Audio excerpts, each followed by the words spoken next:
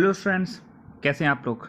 आज हम लोग स्टार्ट करेंगे नया चैप्टर केमिस्ट्री का जिसका नाम है कार्बन एंड इट्स कंपाउंड। सबसे पहली चीज़ आती है हमारे पास कार्बन से रिलेटेड, हम इसकी प्रॉपर्टीज़ देख लेते हैं। तो कार्बन का जो एटॉमिक नंबर होता है वो 6 होता है और उसका इलेक्ट्रॉनिक कन्फिग्रेशन होता है 2,4 जब इसका इलेक्ट्रॉनिक कन्फिग्रेशन होता है तो कार्बन की जो वैलेंसी होती है वो 4 होती है। तो 1 इलेक्ट्रॉन, 2 इलेक्ट्रॉन, 3 इलेक्ट्रॉन और 4 इलेक्ट्रॉन। तो 4 इलेक्ट्रॉन अगर इसके लास्ट शेल में होते हैं तो इसी वजह से इसको टेट्रावैलेंट बोला जाता है। टेट्रावैलेंट का मतलब होता है इसके पास 4 तरफ से बॉन्ड बनाने की क्षमता होती है। तो एक्चुअली में कार्बन के 4 हाथ होते हैं, 4 तरफ से ये बॉन्ड बना सकता है। ठीक है, ये चीज़ हमें याद रखनी पड़ेगी। कार्बन के अंदर एक यूनिक प्रॉपर्टी होती है जिसको बोलते हैं कैटिनेशन। कैटिनेशन प्रॉपर्टी वो प्रॉपर्टी होती है जिसकी वजह से ये लॉन्ग चेन बना सकता है। ठीक है, यहाँ लिखा हुआ है लॉन्ग चेन। इसके अलावा कुछ और एलिमेंट्स होते हैं जिसके पास ये प्रॉपर्टी होती है। उनमें से सबसे पहला होता है सल्फर के अंदर भी ये प्रॉपर्टी होती है, नाइट्रोजन के अंदर हो सकती है और ऑक्सीजन के अंदर भी ये प्रॉपर्टी होती है कैटिनेशन की। लेकिन इन तीनों में सबसे ज़्यादा सल्फर की होती है, इन तीनों में, वैसे कार्बन की होती है। ठीक, आगे देखते हैं। कार्बन के 3 एलोट्रोप्स होते हैं, मतलब कार्बन 3 तरीके के फॉर्म्स में पाया जा सकता है। सबसे पहला होता है डायमंड, दूसरा ग्रेफाइट और तीसरा होता है बकमिस्टर फ्लोरेंस, जिसमें कार्बन जो होते हैं वो कम से कम 60 होते हैं और इनका स्ट्रक्चर फुटबॉल स्ट्रक्चर होता है, फुटबॉल स्ट्रक्चर। ठीक है, आगे चलते हैं हम। अब हमारे पास आता है हाइड्रोकार्बन। हाइड्रोकार्बन कहते हैं जिसमें हाइड्रोजन और कार्बन होते हैं। ऐसे कंपाउंड्स, ऐसे ऑर्गेनिक कंपाउंड्स जिसमें हाइड्रोजन और कार्बन दोनों होते हैं उसको हम हाइड्रोकार्बन बोल सकते हैं। ये पहला होता है सैचुरेटेड। सैचुरेटेड कहते हैं जिसमें सिंगल बॉन्ड होता है। अगर कार्बन में सिंगल बॉन्ड होगा तो उसको सैचुरेटेड बोला जाएगा, और अगर डबल बॉन्ड होगा तो उसको अल्कीन बोला जाता है, और अगर ट्रिपल बॉन्ड होगा तो उसको अल्काइन बोला जाता है।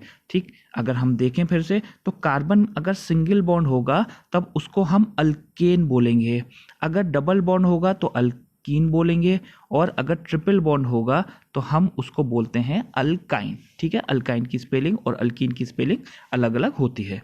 अब यहाँ हमारे पास एक फॉर्मूला, ये जो फॉर्मूला हमारे पास आता है उसमें हमने देखा अल्केन, तो किसी बुक में कभी कभी इसको ऐसे लिख दिया जाता है, यहाँ से 2 कॉमन ले लिया जाता है और n+1 लिख दिया जाता है। तो ये भी फॉर्मूला यही है। ये क्या कहता है हमसे फॉर्मूला, अगर हमारे पास अल्केन है तो मान लीजिए हम कार्बन लिखते हैं 5, तो हाइड्रोजन इसके दुगने में 2 ज़्यादा होंगे। अगर हाइड्रोजन कभी भी हमने देखा, मान लीजिए कार्बन 3 हैं और हाइड्रोजन इसके दुगने में 2 ज़्यादा हैं, तब हम फ़ौरन कह देंगे कि वो अल्केन है, मतलब यहाँ कार्बन के बीच में सब सिंगल बॉन्ड्स होंगे। ठीक, इसी तरह से अगर हमारे पास अल्कीन है तो हाइड्रोजन इसके दुगने होते हैं। ज़रा देखिए, तो हाइड्रोजन यहाँ कार्बन n है तो हाइड्रोजन 2n है। तो अगर यहाँ हमारे पास कार्बन 6 है तो हाइड्रोजन इसके 2 टाइम्स होंगे, मतलब 12 होंगे। ठीक है, इसी तरह से अगर हमारे पास अल्काइंस को हमें चेक करना है तो यहाँ अगर ये 6 हैं तो ये इसके दुगने में 2 कम होते हैं, मतलब 10 हो गए। ठीक, हम यहाँ से बहुत आसानी से बता सकते हैं कि अल्केन, अल्कीन और अल्काइंस क्या होता है। ठीक है, ज़रा एक बार आप लोग मुझे बताइए कि C3H8 क्या होगा, बताइएगा भी आप लोग ऑप्शन में। ये ए है क्वेश्चन आपका। बी क्वेश्चन है हमारे पास C5H10 क्या होगा। ठीक है, आप लोग ऑप्शन में मुझे बताइएगा कि ये क्या होगा। ये ए क्वेश्चन है और ये बी आप लोग मुझे अभी बताइएगा। नेक्स्ट हमारे पास आता है फंक्शनल ग्रुप। फंक्शनल ग्रुप कहते हैं वो ग्रुप ऑफ एटम्स जो के केमिकल प्रॉपर्टीज डिसाइड करते हैं। फॉर एग्जाम्पल, हमारे पास कार्बन लगा हुआ है और उसके साथ हमारे पास कोई फंक्शनल ग्रुप लग गया OH, जैसे कि यहाँ OH लगा, CHO लगा, CO लगा या कार्बोक्सिलिक एसिड लगा। तो फंक्शनल ग्रुप होते हैं वो ग्रुप ऑफ एटम्स जो कि केमिकल प्रॉपर्टीज डिसाइड करते हैं हाइड्रोकार्बन्स की। हाइड्रोकार्बन्स की केमिकल प्रॉपर्टीज डिसाइड करने वाले ग्रुप को हम फंक्शनल ग्रुप बोलते हैं। ठीक, यहाँ एक चीज़ आती है हमारे पास, यहाँ अल्काइल। अल्काइल को हम R से रिप्रेजेंट करते हैं। अगर हमारे पास ROR होता है तो इसको हम बोलते हैं ईथर्स। ROR को हम ईथर्स बोलते हैं। अभी हम देखेंगे कि किस तरह से फंक्शनल ग्रुप को हम नेमिंग करते हैं। अब ज़रा देखिए, यहाँ हमारे पास एक अल्केन आता है। सबसे पहले हम क्या करते हैं, जब भी हमें कोई अल्केन मिलेगा, मतलब हमने यहाँ अल्केन कैसे पता किया, हाइड्रोजन इसके दुगने में 2 ज़्यादा हैं। यहाँ 3 थे हमारे पास कार्बन, तो दुगने में 2 ज़्यादा हाइड्रोजन हैं। तो सबसे पहले हम कार्बन बना लेते हैं 3। अभी मैंने आप लोगों को बताया था कि कार्बन के 4 हाथ होते हैं, तो 4 हाथ के लिए हम यहाँ इसको इस तरह से कर देते हैं। देखिए ज़रा, इस कार्बन के 1 2 3 4 हाथ कर दिए। इसी तरह से अगर हम इस वाले कार्बन का देखें तो 1 2 3 4 इसके भी कर दिए। इसी तरह से यहाँ भी करते हैं। तो अब हम इसको चेक करते हैं। यहाँ हम हाइड्रोजन प्लेस कर देते हैं। हाइड्रोजन हम यहाँ प्लेस करते हैं, तो एक हाइड्रोजन यहाँ लगाया, एक हाइड्रोजन यहाँ लगाया, hydrogen hydrogen hydrogen hydrogen hydrogen hydrogen. ठीक है, अब हम अगर टोटल नंबर ऑफ हाइड्रोजन्स करेंगे तो हमारे पास 80 आ जाएंगे, जो कि हमें यहाँ मेंशन पहले से था। तो हमने यहाँ देखा है फिगर में कि हमारे पास ये CH3 आया, तो हमने ये लिख दिया इसको। यहाँ बीच में CH2 आया है, उसको हमने ये लिखा है। इसी तरह से CH2 और CH3। अगर हमसे कहा जाता है C4H10 का बताइए, तो हम क्या करेंगे, इसी तरह से स्ट्रक्चर इसका बना सकते हैं। अगर हम शॉर्ट में चाहते हैं तो सबसे पहले CH3 बना लेते हैं और आखिर में भी CH3 बना लेते हैं। पहला और आखिरी CH3 बना लेते हैं। अब हमने यहाँ 2 कार्बन को यूज़ कर लिया है। जितने कार्बन बचेंगे उतने CH2 लगा देंगे बीच में। अब जब हम इसको नंबरिंग करेंगे तो हमारे पास कार्बन और हाइड्रोजन बराबर आ जाएंगे इसी के। ठीक है, इसको करके देखिएगा आप लोग।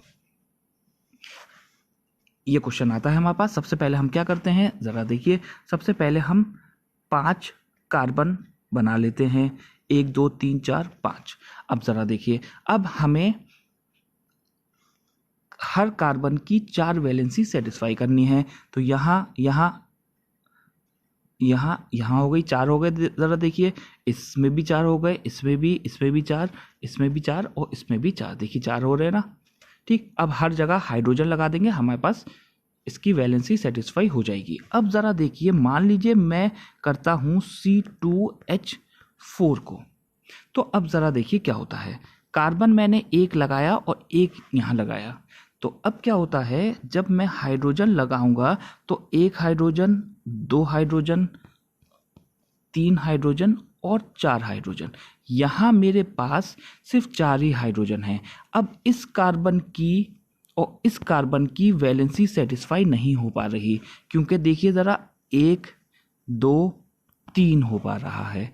तो हम क्या करते हैं, अब हमें कुछ और करना पड़ेगा। ज़रा देखिए वो क्या करते हैं, क्योंकि हमारे पास हाइड्रोजन नहीं है। तो यहाँ अब हम डबल बॉन्ड लगाएंगे। डबल बॉन्ड कैसे पता किया हमने, क्योंकि ये इसके दुगने थे, तो यहाँ हमने डबल बॉन्ड लगाया। अब हम इसको लिखेंगे CH डबल बॉन्ड CH। ठीक, और इसका नाम हो जाएगा क्या, वो अभी हम देखते हैं इधर। ठीक, अगर हमारे पास कार्बन 1 होता है तो उसको हम मीथ पढ़ते हैं। फॉर एग्जाम्पल हमने CH4 लिखा, तो सबसे पहले हमने ये देखा कि कार्बन कितने हैं, हमने बोल दिया मीथ। अब हाइड्रोजन को जब देखा हमने तो यहाँ कार्बन 1 था, हाइड्रोजन इसके दुगने में 2 ज़्यादा है। 1 का दुगना होता है 2 और उसमें 2 ज़्यादा है, तो आंसर हमने लिख दिया एन, क्योंकि ये अल्केन है। ठीक है, इसी तरह से अगर 2 होगा तो इथेन, 3 प्रोपेन, इसी तरह से हमारी नेमिंग चलती है। अब ज़रा देखिए, मान लीजिए हमने C3H6 किया, तो हमने सबसे पहले बोला 3 कार्बन के लिए प्रोप। अब हमने देखा कि ये हैं इसके 2 टाइम्स, मतलब दुगने हैं। अगर दुगने होते हैं तो आखिर में इन आएगा, तो नाम इसका हो गया प्रोपीन। इसी तरह से अगर हमारे पास होता